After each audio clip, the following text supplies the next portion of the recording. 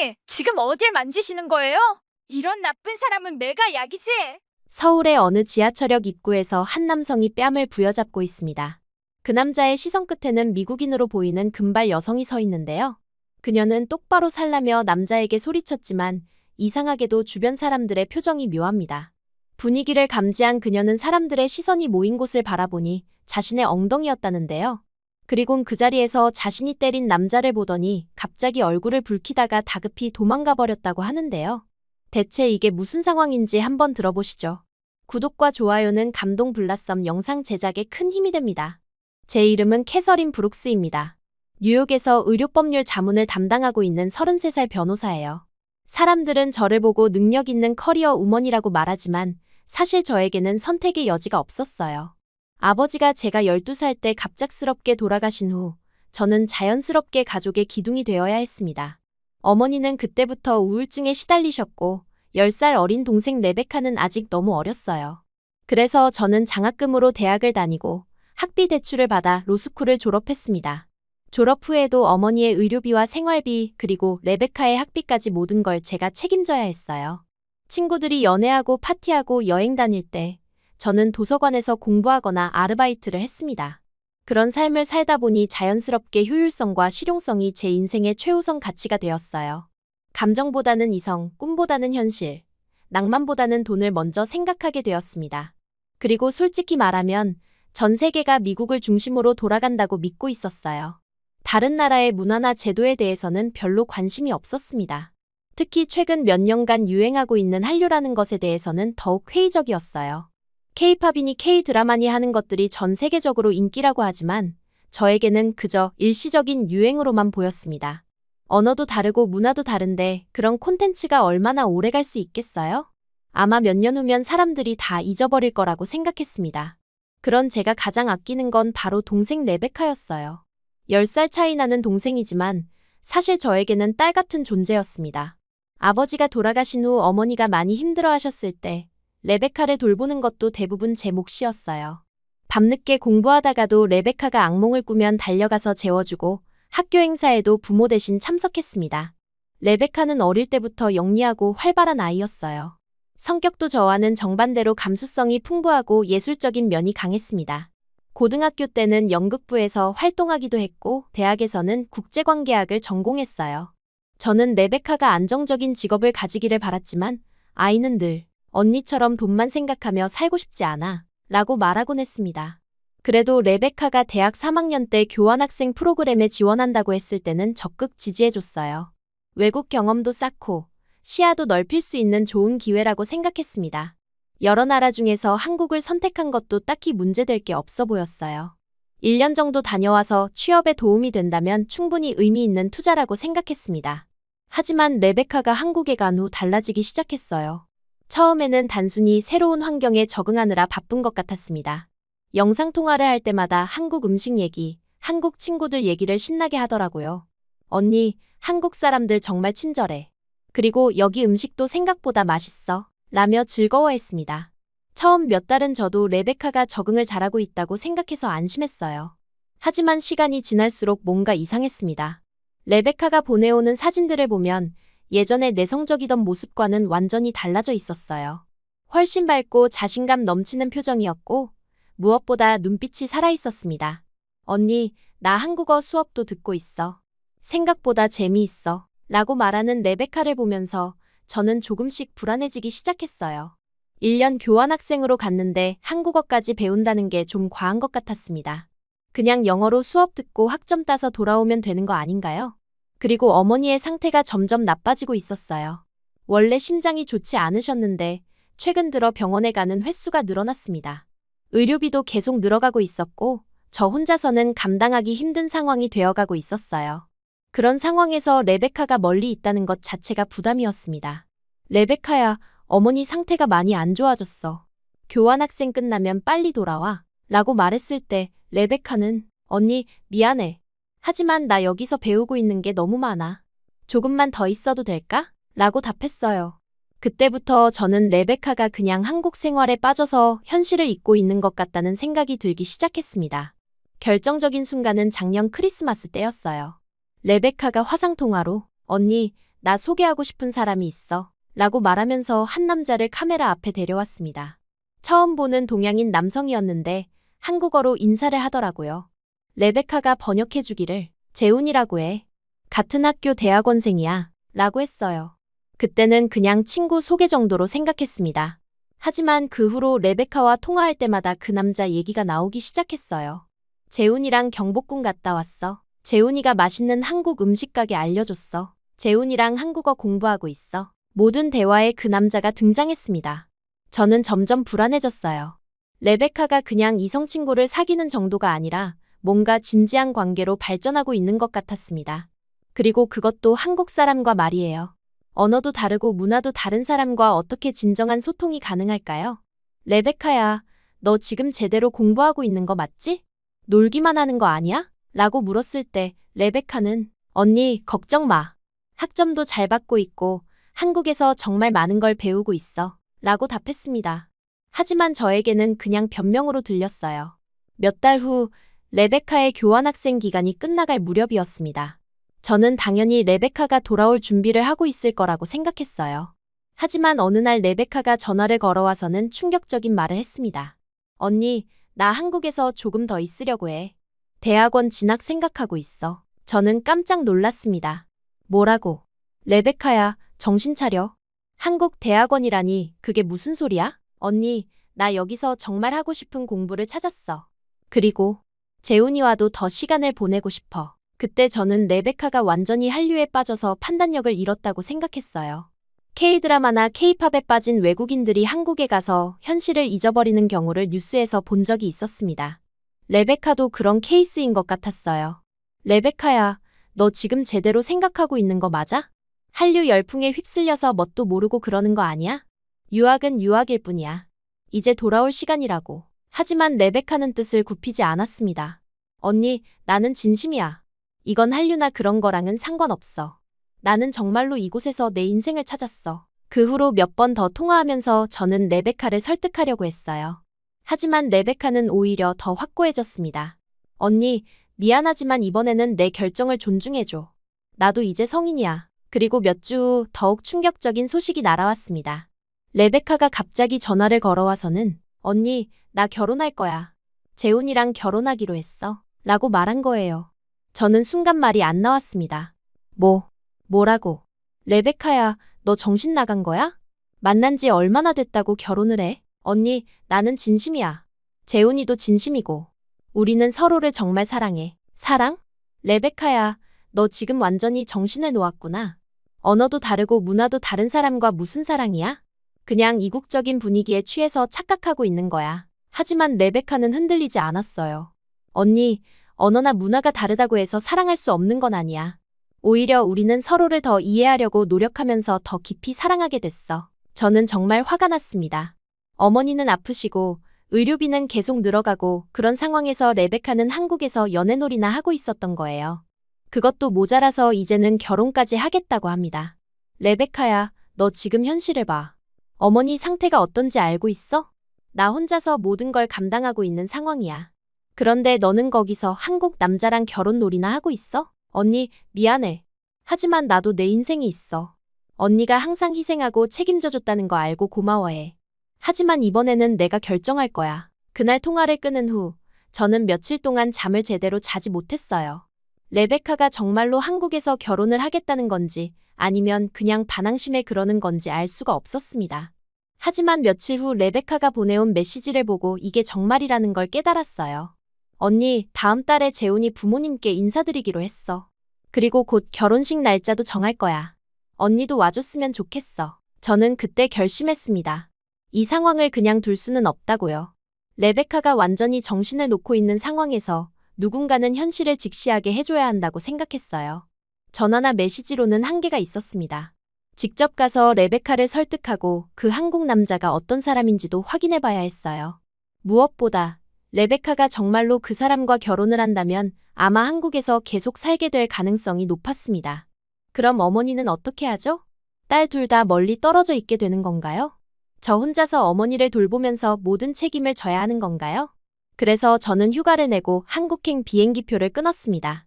물론 비행기표 값도 만만치 않았지만 이건 필요한 투자라고 생각했어요. 레베카를 설득해서 미국으로 데려오는 게 더 중요했습니다. 한국에 가기 전에 저는 한국에 대해서 좀 알아봤어요. 인터넷에서 찾아본 정보들을 보면 한국은 아시아의 작은 나라로 경제적으로는 어느 정도 발전했지만 여전히 미국보다는 못한 나라였습니다.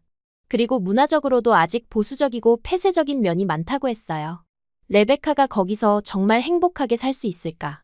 언어도 완전히 다르고 음식도 다르고 모든 게 다른데 저는 점점 더 확신했습니다. 레베카가 지금 한국에 있는 건 그냥 일시적인 착각이고 현실로 돌아와야 한다고요. 드디어 인천공항에 도착했을 때 저는 솔직히 좀 놀랐어요. 공항이 생각보다 훨씬 크고 깨끗했습니다. 시설도 현대적이었고 안내 시스템도 잘 되어 있었어요. 영어 안내도 충분했고 직원들도 친절했습니다. 공항은 괜찮네. 하지만 이것만으로는 이 나라를 판단할 수 없지. 저는 마음속으로 중얼거리면서도 한편으로는 약간 의외라는 생각이 들었어요. 제가 예상했던 것보다는 훨씬 선진적인 모습이었습니다. 공항에서 서울로 가는 리무진 버스를 탔는데 버스도 깨끗하고 편안했어요. 창 밖으로 보이는 풍경도 생각보다 현대적이었습니다. 고층 건물들이 즐비하고 도로도 잘 정비되어 있었어요. 하지만 저는 여전히 회의적이었습니다. 겉모습만 그럴듯하다고 해서 실제로 살기 좋은 곳은 아니지. 레베카는 아직 젊어서 겉모습에만 현혹된 거야. 저는 이번 여행의 목적을 다시 한번 마음속으로 되새겼습니다. 레베카를 설득해서 미국으로 데려오는 것, 그리고 그 한국 남자와의 관계를 정리하게 하는 것이었어요. 버스가 서울 시내로 들어서면서 저는 레베카가 어떤 모습으로 저를 맞이할지 궁금했습니다. 예전에 레베카로 돌아왔을까요? 아니면 여전히 한국에 빠져 있을까요? 그리고 그 재훈이라는 남자는 정말 어떤 사람일까요? 무엇보다 저는 이번 여행이 끝나면 레베카와 함께 미국으로 돌아갈 수 있을 거라고 확신하고 있었습니다. 직접 만나서 대화하면 레베카도 현실을 깨달을 거라고 생각했어요. 그리고 이 모든 한국에서의 경험은 그냥 젊은 시절의 추억으로 남을 거라고 믿고 있었습니다. 인천공항에서 서울 시내로 들어오는 리무진 버스에서 내린 후 저는 레베카가 알려준 주소를 찾아 지하철을 타야 했습니다. 솔직히 한국의 지하철 시스템이 이렇게 복잡할 줄은 몰랐어요. 노선도를 보니 색깔별로 여러 개의 선이 얽혀 있고 한글과 영어가 함께 표기되어 있었지만 여전히 헷갈렸습니다. 다행히 공항에서 미리 교통카드를 사두었기 때문에 개찰구는 쉽게 통과할 수 있었어요. 하지만 어느 방향으로 가야 하는지 알아내는데 한참이 걸렸습니다. 몇 번이나 안내판을 확인하고 주변 사람들이 가는 방향을 따라가면서 겨우 올바른 플랫폼을 찾을 수 있었어요. 지하철역 자체는 생각보다 깨끗하고 현대적이었습니다. 바닥도 반짝반짝 닦여 있었고 안내 방송도 한국어와 영어로 번갈아 나왔어요. 그리고 사람들이 정말 질서 있게 줄을 서서 기다리고 있다는 점이 인상적이었습니다. 뉴욕 지하철과는 확실히 다른 분위기였어요. 지하철에 올라탄 후에는 좀 더 편안해졌습니다. 좌석도 깨끗했고 차량 내부도 조용했어요. 사람들이 대부분 휴대폰을 보거나 독서를 하고 있었고 큰 소리로 통화하는 사람도 거의 없었습니다. 이런 모습들을 보면서 한국 사람들이 생각보다 예의 바르구나라는 생각이 들었어요. 하지만 저는 여전히 경계심을 늦추지 않고 있었습니다. 외국인이 혼자 다니고 있으니까 혹시 모를 위험에 대비해야 한다고 생각했거든요. 특히 레베카가 여자 혼자 이런 곳에서 생활하고 있다는 게 걱정되기 시작했습니다. 목적지 역에 도착해서 지하철에서 내렸을 때 저는 잠깐 방향 감각을 잃었어요. 출구가 여러 개 있었는데 어느 쪽으로 나가야 할지 확실하지 않았습니다. 스마트폰으로 지도를 확인해보니 3번 출구로 나가야 한다는 걸 알았어요. 그런데 3번 출구로 가려면 긴 계단을 올라가야 했습니다.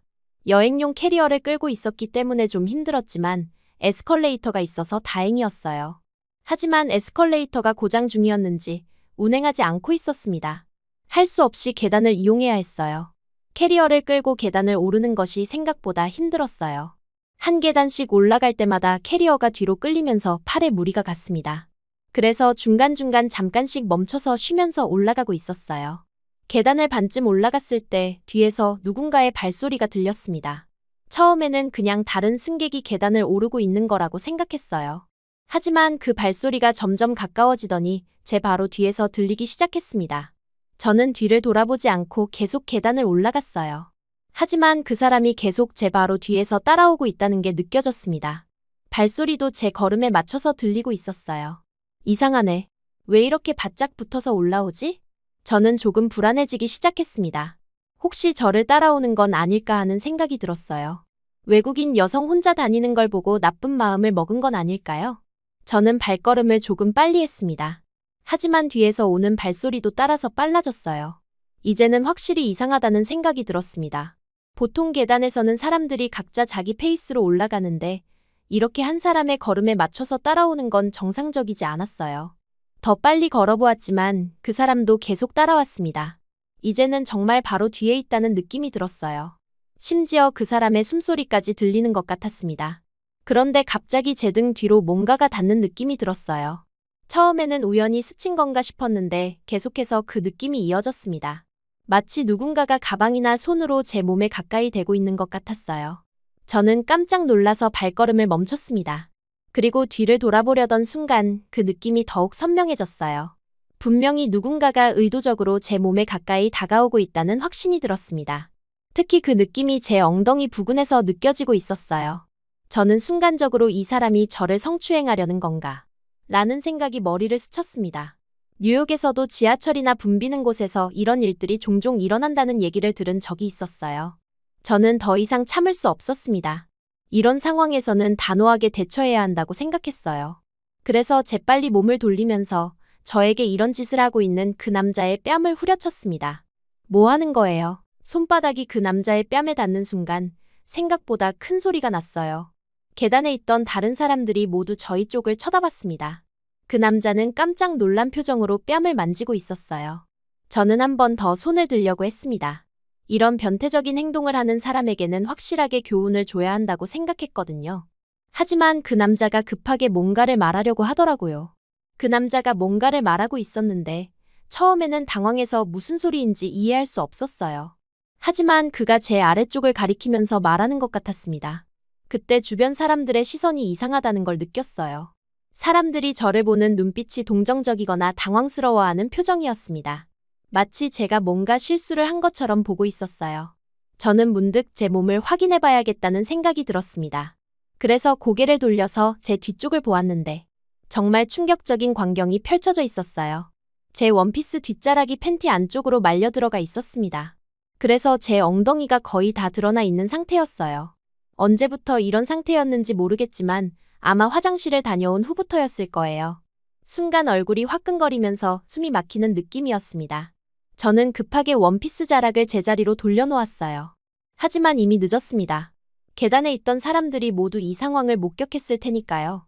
그제서야 그 남자가 저에게 뭘 하려고 했던 건지 알 수 있었습니다.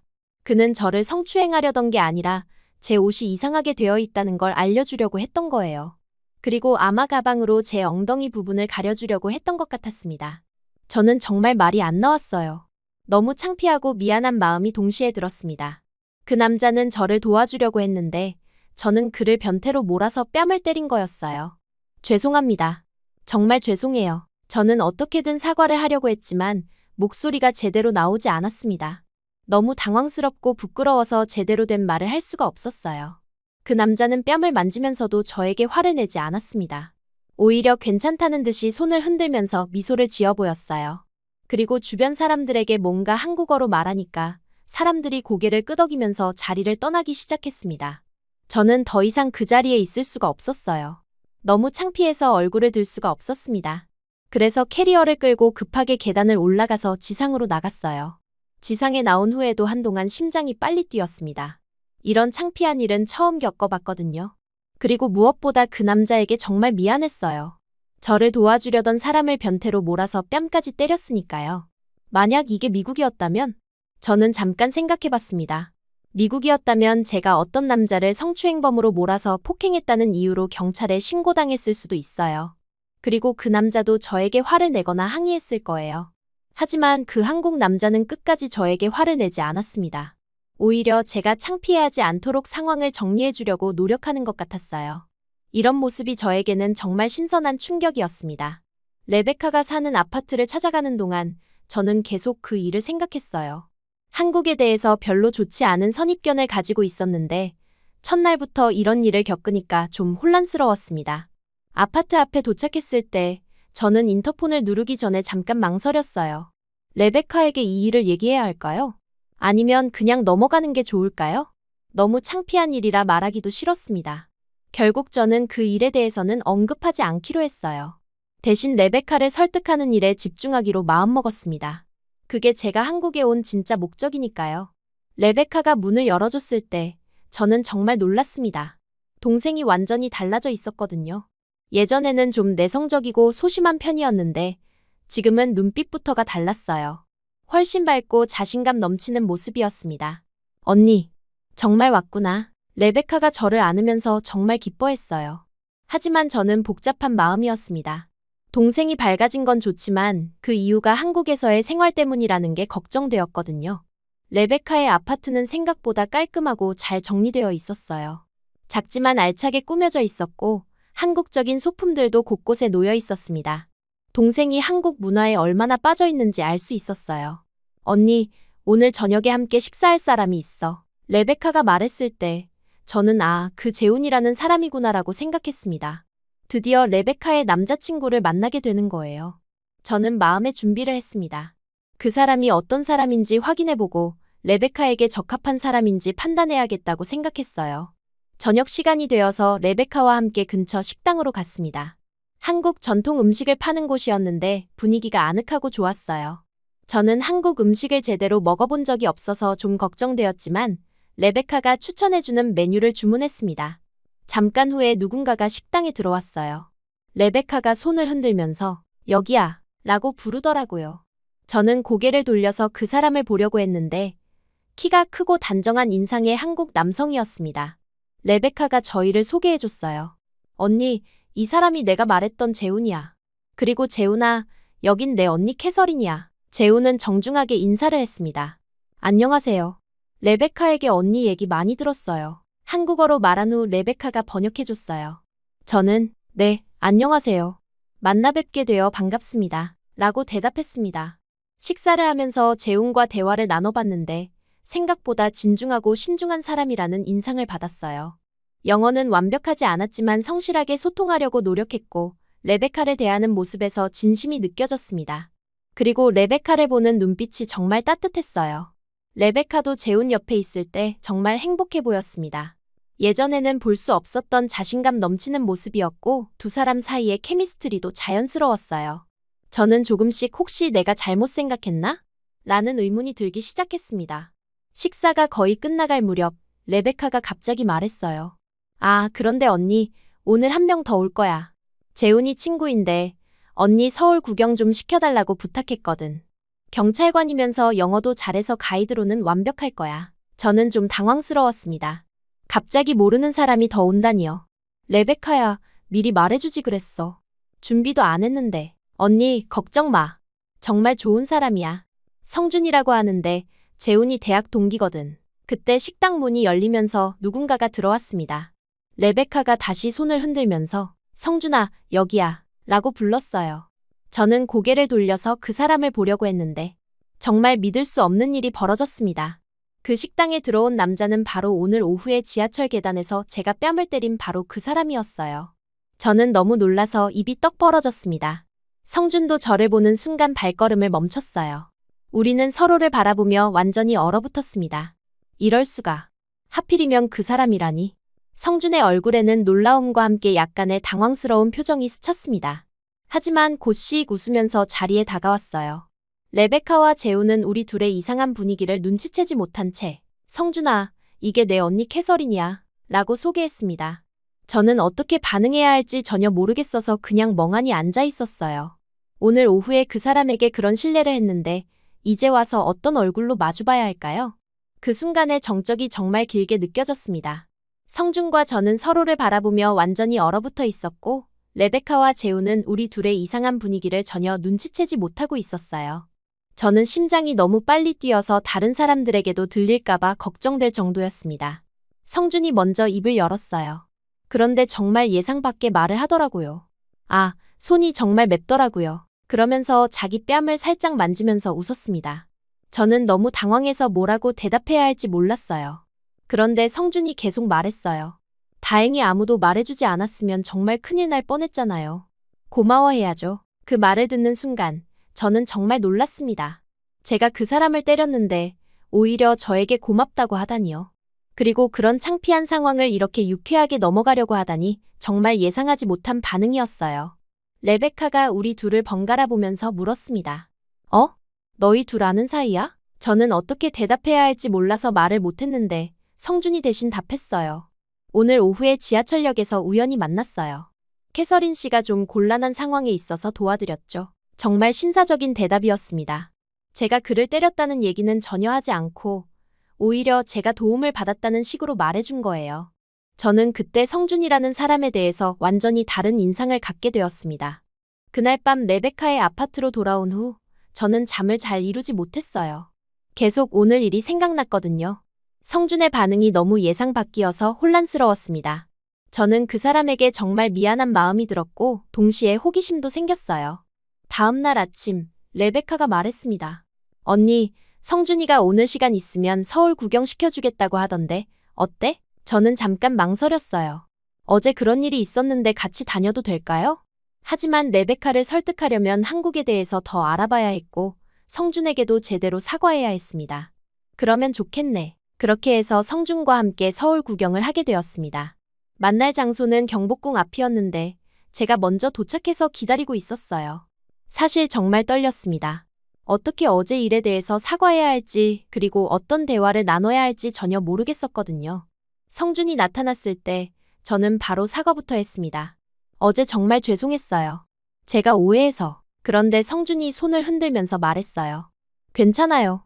오히려 제가 너무 갑작스럽게 다가가서 놀라게 한 것 같아요. 다음부터는 먼저 말을 걸고 도와드릴게요. 그런 성준의 태도를 보면서 저는 이 사람이 정말 특별한 사람이라는 생각이 들었습니다. 자기가 뺨을 맞았는데도 오히려 상대방을 배려하다니 이런 사람은 처음 봤어요. 첫 번째로 간 곳은 경복궁이었습니다. 저는 한국의 전통 건축에 대해서는 잘 몰랐는데 성준이 자세히 설명해줬어요. 영어로 설명하는 게 쉽지 않았을 텐데 정말 열심히 해줬습니다. 이 궁궐은 600년 전에 지어졌어요. 조선왕조의 첫 번째 궁궐이죠. 성준의 설명을 들으면서 궁궐을 돌아다니는데 정말 웅장하고 아름다웠어요. 특히 건물들의 배치가 매우 체계적이고 질서 있다는 인상을 받았습니다. 그리고 관광객들이 많았는데도 모두 질서를 잘 지키고 있었어요. 한국 사람들이 정말 질서를 잘 지키네요. 제가 말하니까 성준이 웃으면서 답했습니다. 어릴 때부터 그렇게 교육받아요. 다른 사람에게 피해 주지 않는 것이 가장 중요하다고 배우죠. 그 말을 들으면서 저는 어제 지하철에서의 일이 떠올랐어요. 성준도 바로 그런 정신으로 저를 도와주려고 했던 거구나 싶었습니다. 점심시간이 되어서 북촌 한옥마을로 이동했습니다. 전통 한옥들이 즐비한 골목길을 걸으면서 저는 정말 놀랐어요. 현대적인 서울 한복판에 이런 전통적인 공간이 그대로 보존되어 있다는 게 신기했습니다. 이 집들에 지금도 사람들이 살고 있어요? 네, 대부분 실제로 거주하고 있는 집들이에요. 그래서 조용히 다녀야죠. 성준이 설명해주면서 저희도 조용히 걸었습니다. 골목길을 걸으면서 성준과 대화를 나누는데 이 사람이 단순히 친절한 것만이 아니라 정말 지적이고 사려 깊은 사람이라는 걸 알 수 있었어요. 성준 씨는 어떤 일을 하세요? 경찰관이에요. 하지만 취미로 글을 쓰기도 해요. 글이요? 어떤 글을 쓰시는데요? 소설이요. 아직은 취미 수준이지만 언젠가는 책을 내고 싶어요. 그 순간 저는 성준에 대해서 더 관심이 생겼습니다. 경찰관이면서 동시에 작가의 꿈을 가지고 있다니 정말 흥미로운 사람이었어요. 그리고 그의 꿈에 대해서 이야기할 때의 눈빛이 정말 진지하고 열정적이었습니다. 어떤 소설을 쓰세요? 주로 일상 속의 작은 기적들에 대한 이야기요. 사람들이 서로를 도우면서 생기는 따뜻한 순간들 말이에요. 그 말을 들으면서 저는 어제 일이 또 떠올랐어요. 성준이 저를 도와준 것도 바로 그런 일상 속의 작은 기적 중 하나였을 거라는 생각이 들었습니다. 오후에는 창덕궁 후원을 갔습니다. 예약제로 운영되는 곳이라 성준이 미리 예약해뒀다고 하더라고요.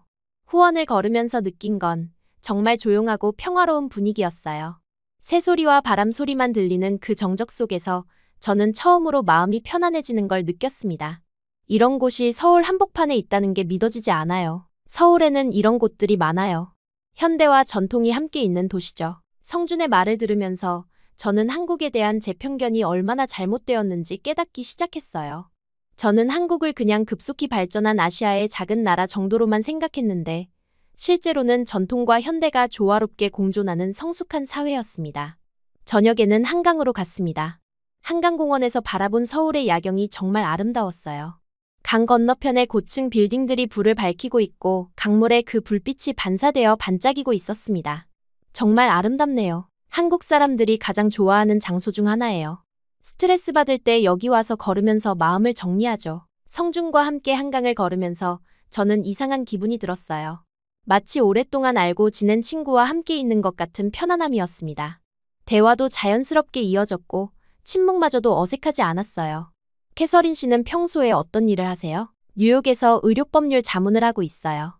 주로 병원이나 의료 관련 회사들의 법적 문제를 다루죠. 정말 전문적인 일이네요. 어려울 것 같은데요. 처음에는 어려웠지만 지금은 익숙해졌어요. 하지만 솔직히 말하면 때로는 너무 바쁘고 스트레스가 많아요. 그때 저는 처음으로 제 일에 대한 솔직한 감정을 표현했습니다. 평소에는 절대 다른 사람에게 하지 않는 얘기였는데 성준에게는 자연스럽게 말하게 되었어요. 그럴 때는 어떻게 해요? 그냥 참죠. 가족을 부양해야 하니까요. 성준이 잠깐 생각하더니 말했습니다. 가족을 위해서 희생하는 것도 중요하지만 자신의 행복도 중요해요. 균형을 찾는 게 필요하죠. 그 말이 저에게는 정말 와닿았어요. 지금까지 저는 항상 가족을 위해서만 살아왔는데 제 자신의 행복에 대해서는 진지하게 생각해 본 적이 없었거든요. 그렇게 며칠을 성준과 함께 서울 곳곳을 다녔습니다. 인사동에서 전통차를 마시고 명동에서 쇼핑도 하고 홍대에서 젊은 문화도 경험해봤어요. 그리고 매일매일 새로운 모습의 한국을 발견할 수 있었습니다. 특히 인상적이었던 건 한국 사람들의 친절함이었어요. 길을 잃었을 때 도와주는 사람들, 지하철에서 자리를 양보하는 사람들, 상점에서 친절하게 설명해주는 사람들. 이런 모습들을 보면서 저는 한국에 대한 편견이 완전히 바뀌었습니다. 그리고 성준과의 대화를 통해서 한국 사회에 대해서도 많이 알게 되었어요. 교육열이 높다는 것, 효율적인 인터넷 시스템, 발달된 대중교통, 우수한 의료 시스템 등등. 생각보다 훨씬 선진적이고 체계적인 사회였습니다. 한국의 의료 시스템은 어떤가요? 어느 날 저녁 식사를 하면서 제가 물어봤어요. 어머니 생각이 나서였습니다. 세계적으로 인정받는 수준이에요. 특히 국제 환자들을 위한 프로그램도 잘 되어 있고 의료진들의 실력도 뛰어나죠. 그리고 미국에 비해서 비용도 훨씬 저렴해요. 성준의 설명을 들으면서 저는 문득 어머니 생각이 났습니다. 미국에서 계속 늘어가는 의료비 때문에 힘들어하는 어머니 말이에요. 그런데 바로 그날 밤 정말 뜻밖의 전화가 왔습니다. 레베카의 아파트에서 쉬고 있는데 미국에서 전화가 온 거예요. 어머니의 담당 의사였습니다. 캐서린 씨, 어머님 상태가 갑자기 나빠졌습니다. 빨리 오셔야 할 것 같아요. 그 말을 듣는 순간 저는 머리가 하얘졌어요. 어머니가 위험하다니요. 저는 즉시 비행기표를 예약하고 짐을 쌌습니다. 레베카도 깜짝 놀라서 같이 가겠다고 했지만 저는 혼자 가겠다고 했어요. 레베카는 아직 학교도 다녀야 하고 재훈과의 관계도 있으니까요. 다음 날 공항으로 가기 전에 성준을 만났습니다. 급하게 떠나게 되어서 제대로 인사도 못한다고 연락했더니 공항까지 배웅해주겠다고 하더라고요. 공항 카페에서 마지막 커피를 마시면서 성준이 조심스럽게 말했습니다. 캐서린 씨, 혹시 어머님을 한국으로 모시는 건 어떠세요? 저는 깜짝 놀랐어요. 한국으로요? 네, 한국의 의료 시스템이 정말 좋아요. 그리고 국제 환자 프로그램도 잘 되어 있어서 언어 문제도 해결할 수 있고요. 비용도 미국보다 훨씬 저렴해요. 처음에는 말도 안 되는 소리라고 생각했어요. 어머니를 한국으로 데려온다니 그런 일이 가능할까요? 하지만 어머니는 한국어를 못하시고 문화도 다르고 그런 건 걱정 안 하셔도 돼요. 요즘 한국 병원들은 외국인 환자들을 위한 서비스가 정말 잘 되어 있어요.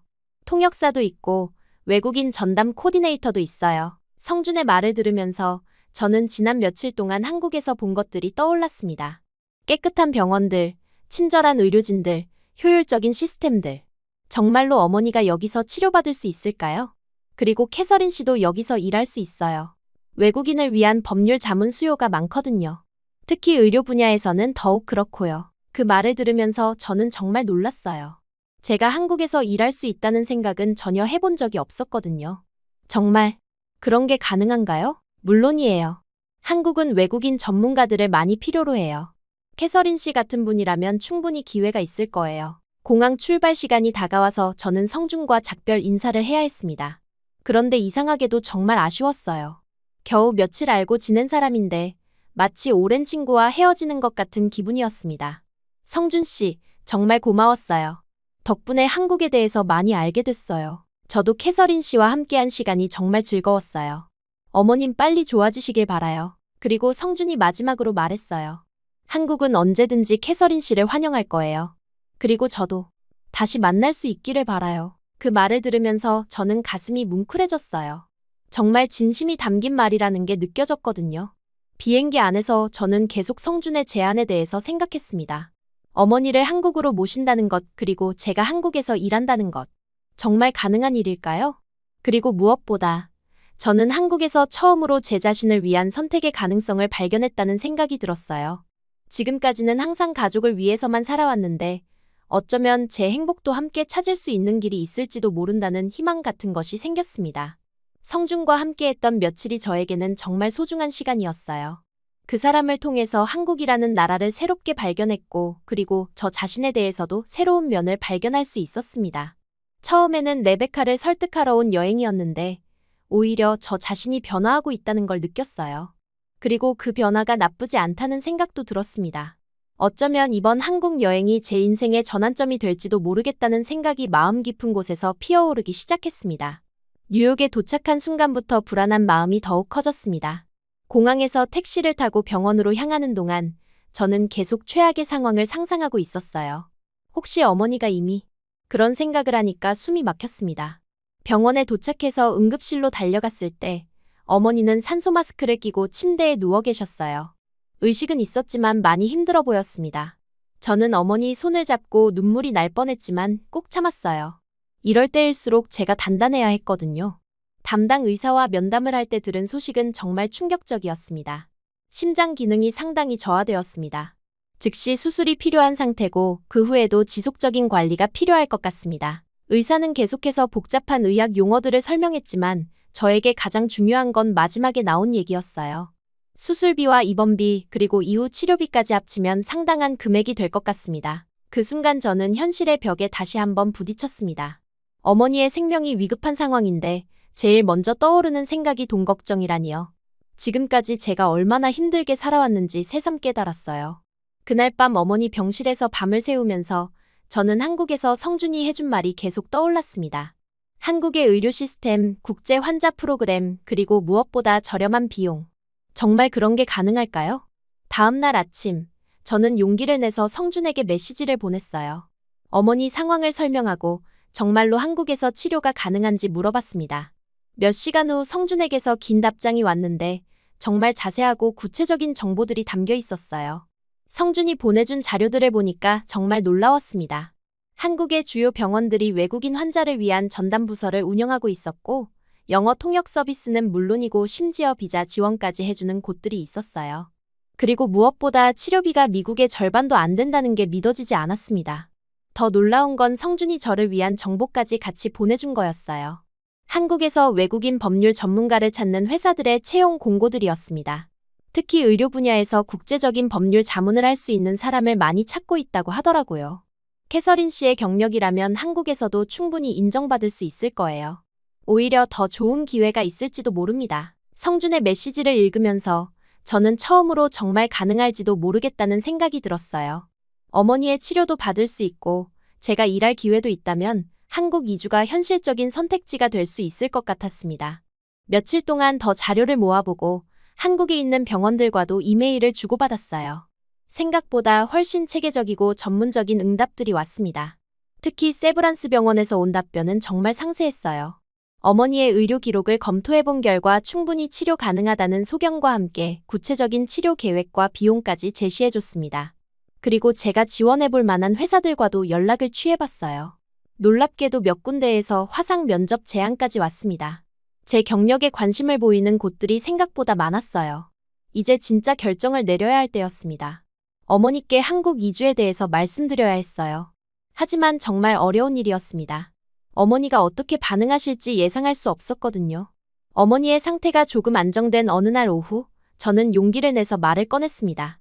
어머니, 제가 알아본 게 있는데요. 그리고 한국의 의료 시스템에 대해서, 치료비 차이에 대해서, 그리고 제가 한국에서 일할 수 있는 기회에 대해서 차근차근 설명드렸어요. 가능한 한 객관적이고 논리적으로 말씀드리려고 노력했습니다. 하지만 어머니의 반응은 예상했던 것보다 훨씬 강하게 부정적이었어요. 한국? 캐서린, 너 정신 나간 거 아니야? 거긴 언어도 다르고, 음식도 다르고, 사람들도 우리랑 완전히 다르잖아. 어머니는 정말 화가 나신 것 같았습니다. 목소리도 떨리고 있었고, 눈에는 눈물이 고여 있었어요. 나는 낯선 나라에서 죽고 싶지 않아. 내가 태어나고 자란 곳에서 내 언어로 말하면서 살고 싶어. 그 말을 들으니까 저도 감정적으로 반응하게 되었습니다. 평소라면 어머니 말씀에 순순히 따랐을 텐데 이번에는 달랐어요. 어머니, 미국이 우리를 얼마나 힘들게 했는지 아세요?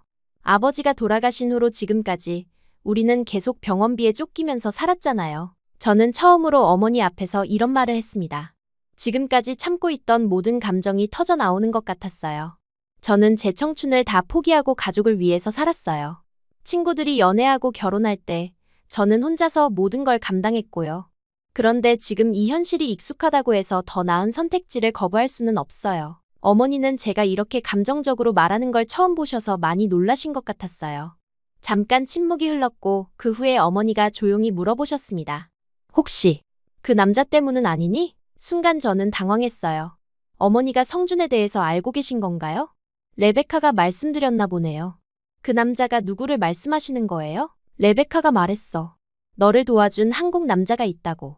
혹시 그 사람 때문에 한국에 가고 싶은 거 아니야? 저는 잠깐 생각해봤습니다. 정말 성준 때문일까요?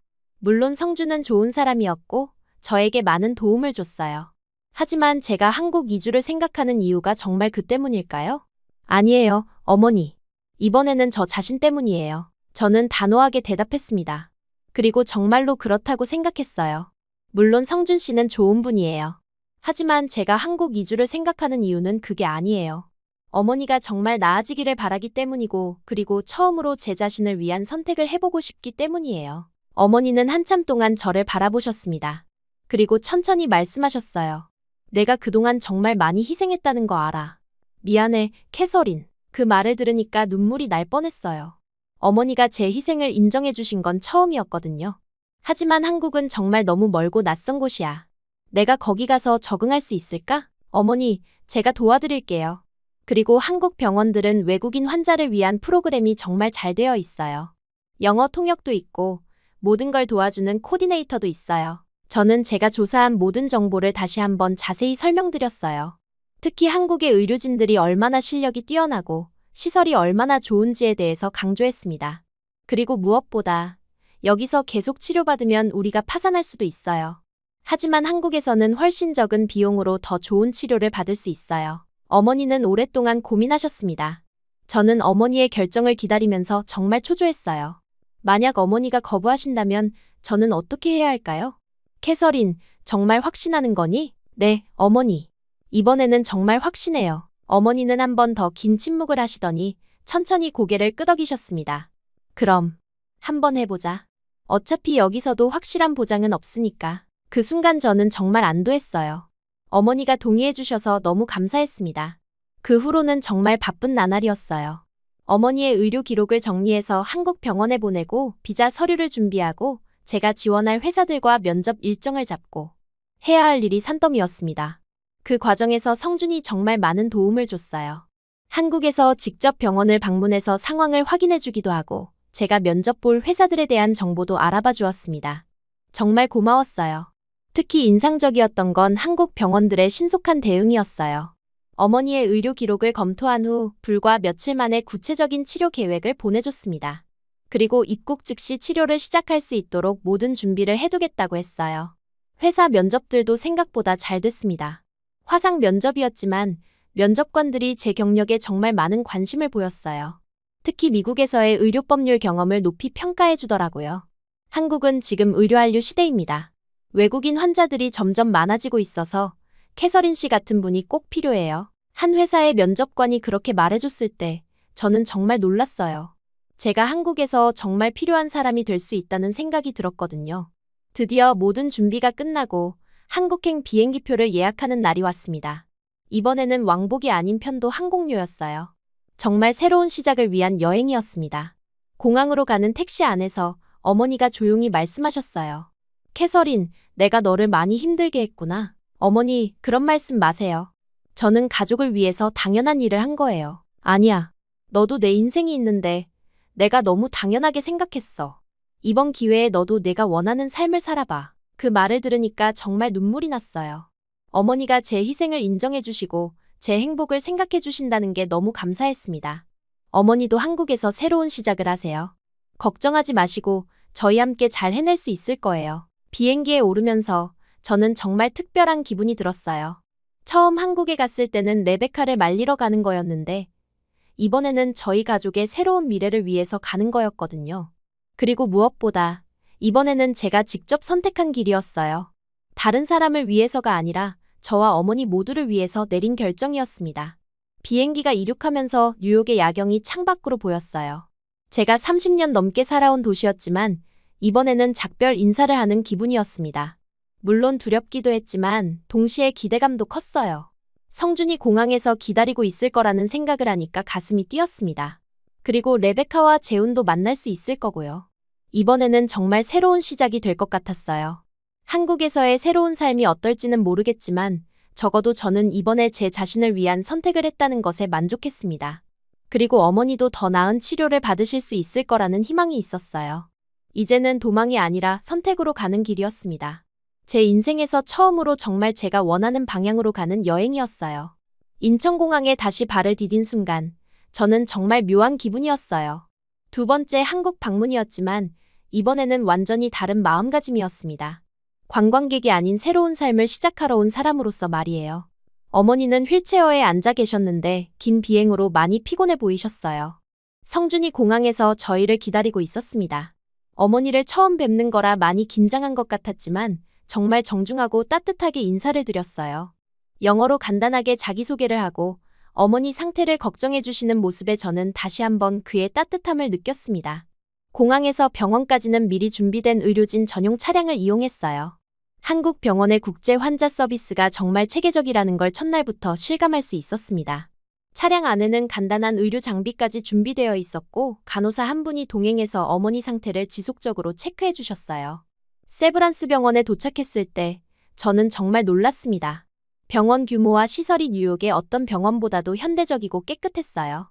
그리고 무엇보다 국제 환자를 위한 전용 접수 데스크가 따로 있어서 복잡한 절차 없이 바로 입원 수속을 할 수 있었습니다. 담당 코디네이터인 김 간호사님이 저희를 맞아주셨는데 영어가 정말 유창하셨어요. 어머니의 의료 기록을 미리 검토해 두셔서 모든 준비가 완벽했습니다. 그리고 앞으로의 치료 계획을 자세히 설명해 주시면서 궁금한 점이 있으면 언제든지 연락하라고 하셨어요. 어머님 상태를 보니 수술은 다음 주에 진행할 예정입니다. 그 전에 정밀 검사를 몇 가지 더 해야 하고요. 걱정하지 마세요. 저희 심장센터는 이런 케이스의 경험이 정말 많아요. 김 간호사님의 말을 듣고 있으니까 정말 안심이 되었어요. 무엇보다 어머니가 편안해 하시는 게 보였습니다.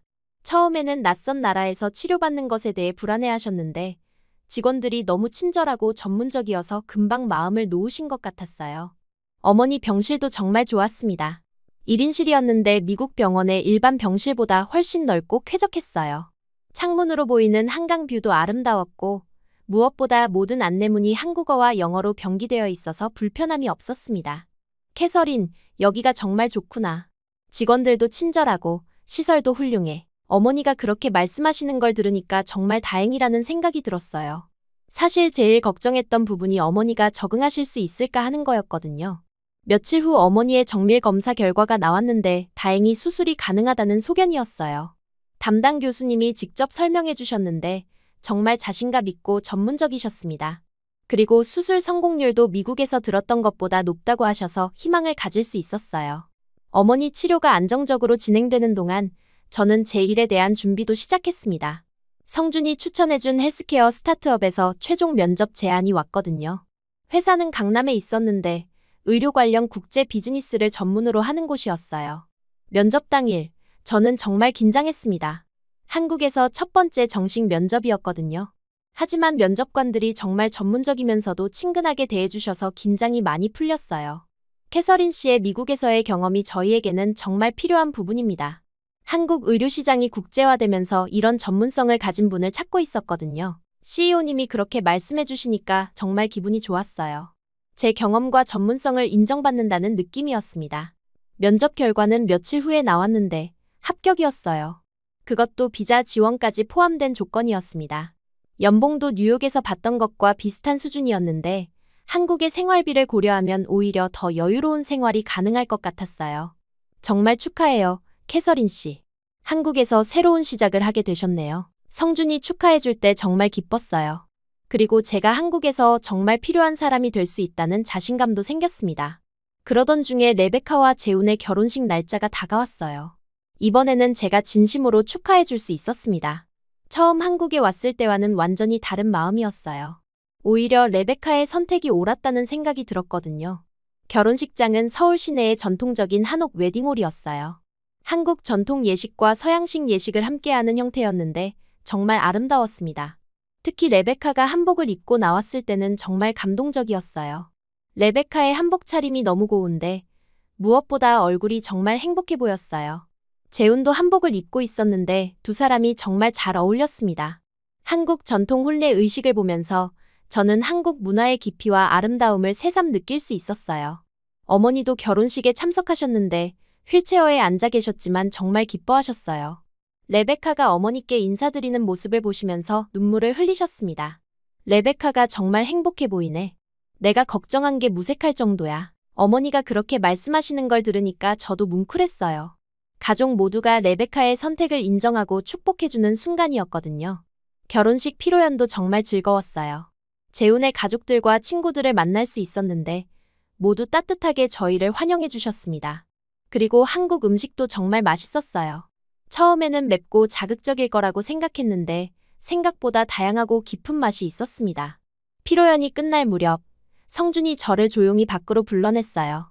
웨딩홀 정원에는 작은 연못과 정자가 있었는데 밤하늘의 별빛이 정말 아름다웠습니다. 캐서린 씨, 오늘 정말 좋은 날이네요. 성준이 그렇게 말하면서 뭔가 망설이는 것 같았어요. 저도 왜인지 가슴이 두근거리기 시작했습니다. 그때 성준이 주머니에서 작은 상자를 꺼냈어요. 반지 상자였습니다. 저는 순간 깜짝 놀랐어요. 이게 청혼인가요? 성준이 웃으면서 고개를 저었어요. 아니에요. 아직은 아니에요. 하지만 성준이 잠깐 말을 멈추더니 조심스럽게 말했습니다. 캐서린 씨가 괜찮다면 저와 더 오래, 더 가까이 함께하고 싶어요. 물론 서두르지는 않을게요. 캐서린 씨가 한국 생활에 적응하시고 마음의 준비가 되실 때까지 기다릴게요. 그 말을 들으면서 저는 정말 많은 생각이 들었어요. 지금까지 저는 항상 다른 사람을 위해서만 살아왔는데 이제는 제 자신의 행복도 생각해 볼 때가 된 것 같았습니다. 성준 씨, 저도 그렇게 생각해요. 제가 그렇게 대답하니까 성준이 정말 기뻐했어요. 그리고 제 손에 그 작은 상자를 건네주었습니다. 이건 약속의 의미예요. 언젠가 정말 청혼할 때까지 이걸 간직해주세요. 상자를 열어보니 정말 예쁜 반지가 들어있었어요.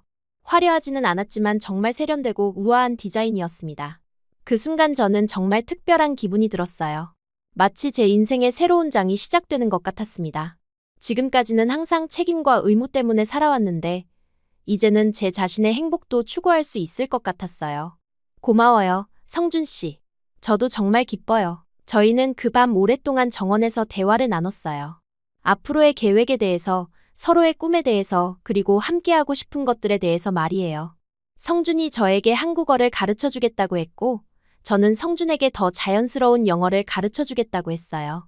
그리고 나중에 성준이 소설을 완성하면 영어로 번역하는 것도 도와주겠다고 약속했습니다. 캐서린 씨, 정말 한국에 와줘서 고마워요. 그리고 이런 기회를 주셔서 감사해요. 저야말로 고마워요. 성준 씨 덕분에 제가 정말 많이 변할 수 있었어요. 그날 밤 레베카의 아파트로 돌아가면서 저는 정말 행복했어요. 어머니 치료도 순조롭게 진행되고 있고 제 일도 안정적으로 시작할 수 있게 되었고 그리고 무엇보다 저 자신을 위한 사랑도 시작하게 되었거든요. 어머니께서도 성준에 대해서 좋게 생각하고 계신다는 걸 알 수 있었어요. 결혼식에서 성준이 어머니를 정말 세심하게 배려해드렸거든요. 캐서린, 그 남자 정말 좋은 사람 같다. 너를 정말 소중하게 생각하는 게 보여. 어머니가 그렇게 말씀해 주시니까 정말 기뻤어요. 가족의 인정을 받는다는 건 정말 중요한 일이니까요. 며칠 후 어머니 수술날이 다가왔어요. 수술 당일 아침, 저는 정말 긴장했습니다.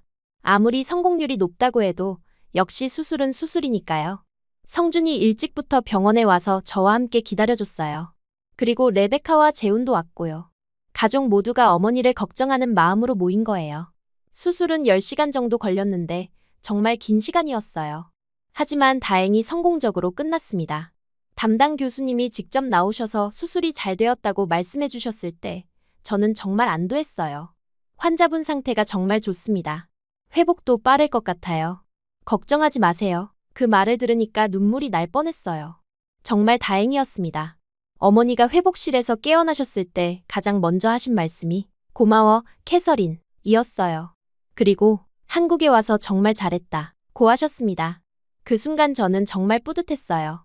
제가 내린 결정이 옳았다는 확신이 들었거든요. 어머니도 건강해지셨고 저도 새로운 시작을 할 수 있게 되었으니까요. 수술 후 어머니는 정말 빠르게 회복하셨어요. 한국 의료진들의 전문성과 정성스러운 돌봄 덕분이었습니다. 그리고 병원 음식도 어머니 입맛에 맞으셨는지 식사도 잘 하시고 기력도 금방 되찾으셨어요. 캐서린, 여기 의료진들이 정말 훌륭하구나. 그리고 모든 시스템이 환자 중심으로 되어 있어. 어머니가 그렇게 말씀하시는 걸 들으니까 정말 뿌듯했어요. 제가 선택한 길이 정말 옳았다는 걸 다시 한번 확신할 수 있었습니다. 그리고 저도 새 직장에서 일을 시작했어요. 동료들이 정말 친절하게 맞아주셔서 적응하는데 어려움이 없었습니다. 제 미국에서의 경험을 정말 소중하게 여겨주셨고 많은 프로젝트에 참여할 기회를 주셨어요. 무엇보다 제가 정말 필요한 일을 하고 있다는 느낌이 들었어요. 한국으로 치료받으러 오는 외국인 환자들의 법적 문제를 해결해주는 일이 정말 보람 있었습니다. 그렇게 저희 가족의 한국에서의 새로운 생활이 시작되었어요. 처음에는 모든 게 낯설고 어려웠지만 차근차근 적응해 나가고 있었습니다. 그리고 무엇보다 저는 처음으로 제 자신을 위한 선택을 하고 있다는 만족감을 느꼈습니다. 지난 삶의 굳은 껍질이 천천히 벗겨지면서 새로운 제가 되어가는 느낌이었어요. 타인을 책임지기 위해서만 살아온 삶에서 비로소 제 자신의 행복도 추구할 수 있는 새로운 시작이었습니다. 한국에 온 지 6개월이 지났을 무렵, 저희는 서울 마포구에 새 아파트를 구했습니다. 병원 근처에서 임시로 머물던 곳에서 벗어나 정말 저희만의 공간을 마련한 거예요. 아파트는 크지 않았지만 따뜻하고 아늑했고 무엇보다 한강이 보이는 곳이었습니다. 처음 이사 온 날 창문으로 보이는 한강 뷰를 보면서 저는 정말 여기가 제 집이구나 하는 실감이 났어요. 어머니는 수술 후 정말 놀라울 정도로 빠르게 회복하셨습니다. 한국 의료진들의 세심한 케어와 체계적인 재활 프로그램 덕분이었어요. 처음에는 휠체어를 이용하셨는데 이제는 지팡이만으로도 충분히 걸어 다니실 수 있게 되었습니다. 그리고 무엇보다 표정이 정말 밝아지셨어요. 캐서린, 여기 와서 정말 잘 됐어. 나도 이렇게 건강해질 수 있을 줄 몰랐어. 어머니가 그렇게 말씀하실 때마다 저는 정말 뿌듯했습니다. 제가 내린 결정이 옳았다는 확신이 들었거든요. 어머니는 이제 아파트 근처 공원에서 매일 산책을 하세요. 그런데 재미있는 일이 생겼습니다.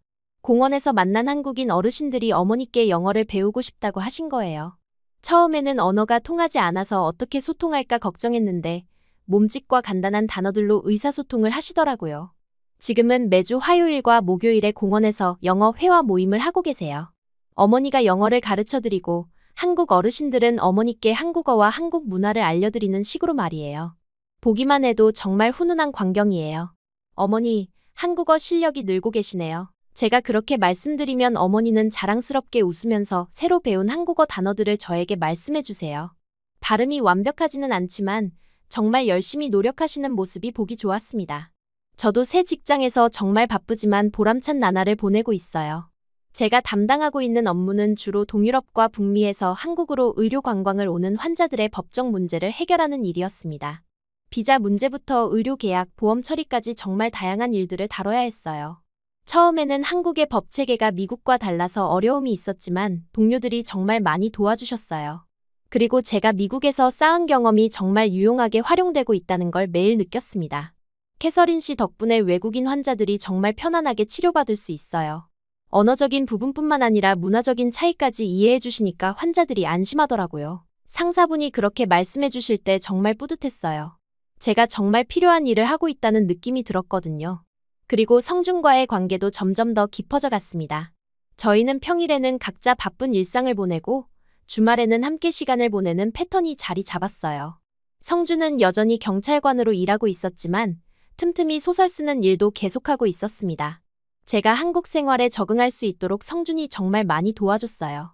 한국어 공부는 물론이고 한국 문화와 예의에 대해서도 자세히 알려줬습니다.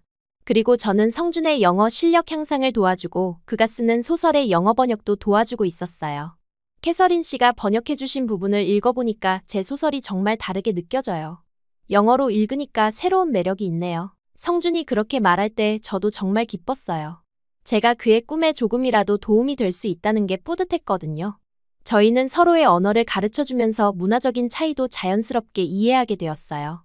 처음에는 이질감이 있었지만 시간이 지날수록 그런 차이들이 오히려 매력적으로 느껴졌습니다. 성준이 한국 전통에 대해 설명해 줄 때의 진지한 모습이나 제가 미국 문화에 대해 이야기할 때 관심 있게 들어주는 성준의 모습이 정말 좋았어요. 어느 날 저녁, 저희 세 식구가 함께 저녁을 먹고 있는데 성준이 갑자기 웃으면서 말했어요. 어머니, 캐서린 씨와 처음 만났을 때 얘기 들으셨어요? 어머니가 궁금해하시니까 성준이 지하철에서 있었던 일을 이야기해 주더라고요. 물론 제가 그를 때렸다는 부분은 재미있게 각색해서 말이에요. 그때 캐서린 씨 손이 정말 맵더라고요. 덕분에 제 인생에서 가장 인상 깊은 첫인상이 생겼어요. 성준이 그렇게 말하니까 저는 부끄러워서 얼굴이 빨갛게 되었어요. 하지만 어머니는 정말 재미있어 하시면서 웃으셨습니다. 그때 그 오해가 없었다면 우리는 이렇게 만날 수 없었겠네요. 제가 그렇게 말하니까 성준도 고개를 끄덕였어요. 정말 그래요. 운명적인 만남이었던 것 같아요. 그런 대화를 나누면서 저는 정말 신기하다는 생각이 들었어요. 처음에는 그냥 창피하고 미안한 실수였는데 지금 생각해보니 정말 운명적인 만남의 시작이었던 거예요. 시간이 지나면서 저는 한국 생활에 완전히 적응하게 되었습니다. 한국어 실력도 많이 늘었고 한국 음식도 이제는 정말 좋아하게 되었어요. 특히 어머니와 함께 근처 전통시장에 장 보러 가는 일이 저에게는 정말 즐거운 시간이 되었습니다. 아줌마, 이 사과 얼마예요? 제가 어눌한 한국어로 물어보면 상인 아주머니들이 정말 친절하게 대답해 주세요. 그리고 외국인이 한국어를 하는 걸 신기해하면서 더 저렴하게 깎아주시기도 해요. 어머니도 이제는 김치를 직접 담그실 정도로 한국 문화에 적응하셨어요. 공원에서 만난 한국 어르신들이 김치 담그는 법을 가르쳐 주셨거든요. 캐서린, 내가 담근 김치 어때? 한국 사람들이 맛있다고 하던데. 어머니가 자랑스럽게 말씀하시면서 직접 담그신 김치를 저에게 주실 때 저는 정말 감격했어요. 몇 개월 전만 해도 한국을 낯설어 하시던 어머니가 이제는 한국 문화를 직접 체험하고 즐기고 계시는 모습이 너무 기뻤거든요. 직장에서도 저는 이제 없어서는 안 될 사람이 되었어요. 제가 담당하는 외국인 환자들의 만족도가 정말 높아서 회사에서도 저를 정말 인정해주고 있었습니다. 그리고 최근에는 새로운 프로젝트의 팀장까지 맡게 되었어요. 캐서린 씨, 이번 프로젝트 성공하면 승진도 고려해 볼게요. CEO님이 그렇게 말씀해 주실 때 정말 기뻤어요. 한국에서 제 능력을 인정받고 있다는 느낌이 들었거든요. 성준도 드디어 자신의 첫 소설을 완성했어요. 저와 함께 영어 번역 작업도 마쳤고 출판사에 원고를 제출한 상태였습니다. 출간 소식을 기다리면서 성준이 정말 설레하는 모습을 보니까 저도 덩달아 기뻤어요. 캐서린 씨 덕분에 영어 버전도 준비할 수 있게 됐어요. 정말 고마워요. 성준이 그렇게 말할 때마다 저는 정말 뿌듯했습니다. 제가 그의 꿈에 도움이 될 수 있다는 게 행복했거든요. 어느 주말 저녁, 저희는 한강공원에서 산책을 하고 있었어요. 처음 한국에 왔을 때 성준과 함께 걸었던 바로 그 장소였습니다. 그때와 똑같이 한강의 야경이 아름다웠지만 제 마음은 완전히 달라져 있었어요. 성준 씨, 제가 정말 많이 변한 것 같아요. 어떻게 변하셨는데요? 처음에는 항상 다른 사람을 위해서만 살았는데 이제는 제 자신의 행복도 생각하게 됐어요. 그리고 무엇보다 저 자신을 사랑하는 법을 배웠어요. 성준이 제 손을 잡으면서 말했어요. 저도 캐서린 씨를 만나면서 정말 많이 변했어요. 더 꿈을 꾸게 되었고 더 행복해졌어요. 그 순간 저는 정말 감사한 마음이 들었어요. 한국에 와서 정말 많은 걸 얻었거든요. 어머니의 건강, 새로운 일, 그리고 사랑까지 말이에요. 성준 씨, 처음에 제가 한국에 대해서 얼마나 편견을 가지고 있었는지 아세요? 어떤 편견이요? 그냥 작은 아시아 나라 정도로만 생각했어요. 한류도 일시적인 유행일 거라고 생각했고요. 하지만 지금은 정말 다르게 생각해요. 저는 진심으로 말했어요. 한국에서 살면서 이 나라의 진짜 모습을 알게 되었거든요. 빠른 발전과 효율성, 그리고 전통과 현대가 조화롭게 공존하는 성숙한 사회였어요. 그리고 무엇보다 한국 사람들의 따뜻함을 알게 됐어요. 성준 씨 같은 사람들이 있어서 이 나라가 정말 아름다운 것 같아요. 성준이 부끄러워하면서 웃었어요. 저야말로 캐서린 씨 같은 분을 만날 수 있어서 행복해요. 집으로 돌아가는 길에 저는 정말 많은 생각이 들었어요. 1년 전만 해도 저는 완전히 다른 사람이었거든요. 항상 책임과 의무에 짓눌려서 살았고, 제 자신의 행복은 생각할 여유도 없었어요. 하지만 지금은 달라졌습니다. 어머니도 건강하시고, 저도 좋은 일을 하면서 인정받고 있고, 그리고 사랑하는 사람과 함께하고 있어요. 무엇보다 이 모든 것이 제가 스스로 선택한 결과라는 게 정말 뿌듯했습니다. 집에 도착해서 어머니와 함께 차를 마시면서 이야기를 나눴어요. 어머니, 한국에 와서 어떠세요? 후회되지 않으세요? 후회? 전혀. 오히려 더 일찍 왔으면 좋았을 뻔했어.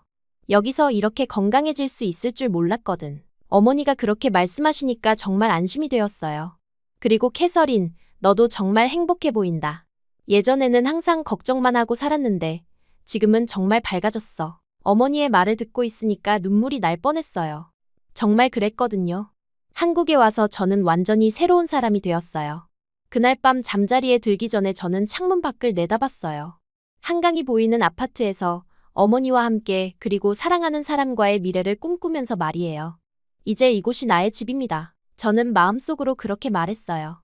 그리고 정말로 그렇게 느꼈습니다. 한국이 더 이상 외국이 아니라 제가 뿌리를 내린 터전이 되었어요. 레베카도 이제는 임신 소식을 알려왔어요. 재훈과 정말 행복하게 살고 있다고 하더라고요. 그리고 아이가 태어나면 이모인 저에게 영어를 배우게 하고 싶다고 했어요. 언니, 정말 한국에 와줘서 고마워. 언니가 있어서 든든해. 레베카가 그렇게 말할 때 저는 정말 기뻤어요. 처음에는 레베카를 말리러 왔는데 이제는 오히려 제가 레베카 덕분에 새로운 삶을 찾게 되었거든요. 성준과의 관계도 이제는 정말 안정되었어요. 저희는 내년 봄에 결혼할 계획을 세우고 있었습니다. 한국 전통 혼례와 서양식 예식을 함께 하기로 했어요. 레베카와 재훈처럼 말이에요. 캐서린 씨, 내년에는 정말 저희 가족이 되는 거네요. 성준이 그렇게 말할 때마다 저는 정말 설렜어요. 제 인생에서 처음으로 진짜 제가 원하는 결혼을 하게 되는 거거든요. 어느 날 회사에서 동료가 저에게 물어봤어요. 캐서린 씨, 미국이 그립지 않으세요? 저는 잠깐 생각해보고 대답했어요. 처음에는 그리웠어요. 하지만 지금은 전혀 그렇지 않아요.